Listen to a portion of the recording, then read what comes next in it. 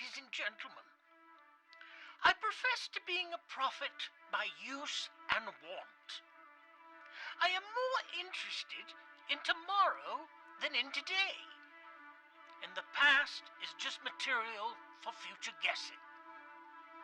The question is whether our species, we, our children, and our children's children, can adapt ourselves and conquer this new world, or whether we are going to spin down this vortex to extinction.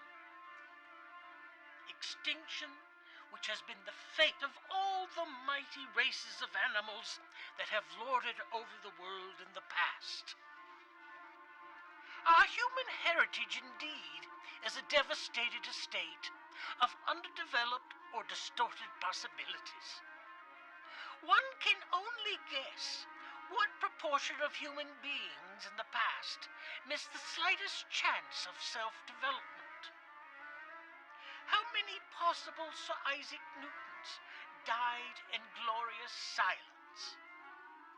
How many potential Newtons never learned to read? The supreme task before our awakening minds is the re-education of the world. Unity and sanity should chart our course. With radio, film, and in the vicinity of rapid transport for materials and specimens, all is needed to cover the whole world in schools. And in the multitude of quickened minds, this struggle has evoked a supply of men and women who have discovered that by teaching, we learn. Now, there are claptrap places about backward races and inferior peoples. These are the foolish excuses by which those who still hope to gain an advantage over their fellow creatures and camouflage their own selfish and foolishly based dreams.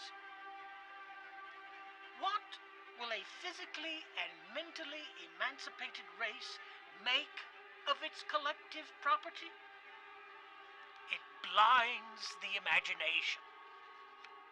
I am convinced that I can endorse the statement that there is no fear in the vast realm of experimental science where there is not a crying need for a multitude of workers to research problems for which at present mankind is lacking.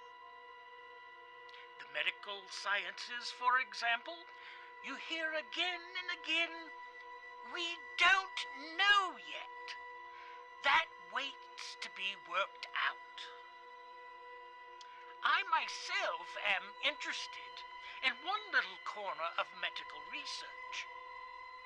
I am currently the president of the British Diabetes Association. And what do we know of diabetes? It's just a jumble of unanswered questions, because we have not the scientific researchers and the resources available to find the answer. But if we apply those researchers and resources, our dreams may become limitless. I believe that every researcher will echo Sir Isaac Newton's saying that he is as yet merely picking up pebbles on the beach of an unfathomable ocean. Face up to your inheritance, and this ever-growing hour will be among the first fruits of your estate. And what stands in your way? Fear. When I say fear, I mean fear of life. The experiences of the past few years help us to realize that all a man has, he will give for his life.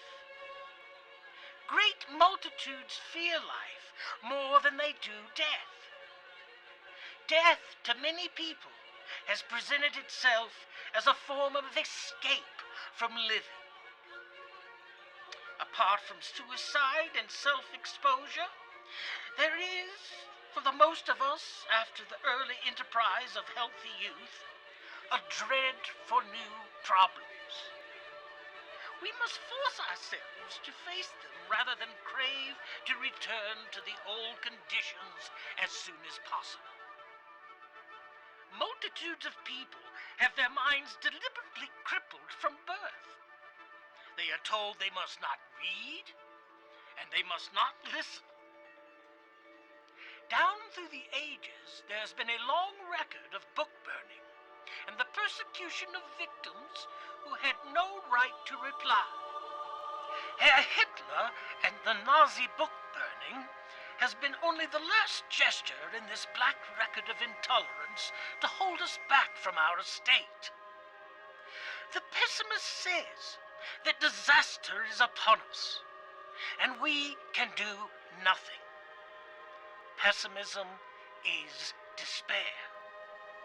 But the rational human says that great dangers are upon us, and it beholds us to consider them and measure them and acquit ourselves against them like men. Life has always been adventure and effort. Mere comfort and welfare are among the most boring things in the world.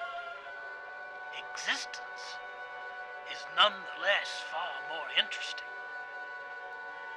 Now, as I see it, the peculiar and stimulating dangers of today are very largely the outcome of human ability and energy. We have forged our own troubles. We must mourn ourselves for this, as there is no other way for it. For all the folly, blindness, and pain of our lives, we have come some way from that.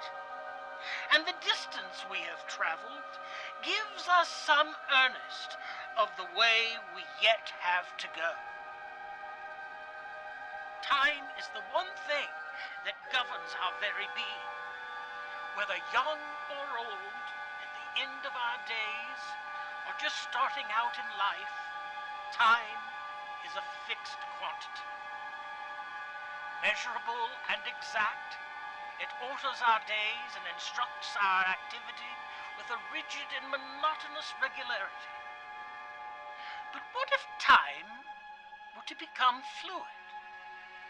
If the hands of the sundial could be altered to speed on to the next day, or revert to our yesterdays, wouldn't this have immeasurable implications on every aspect of our lives? And if time becomes transient, the concept of death must surely take on a very different flavor.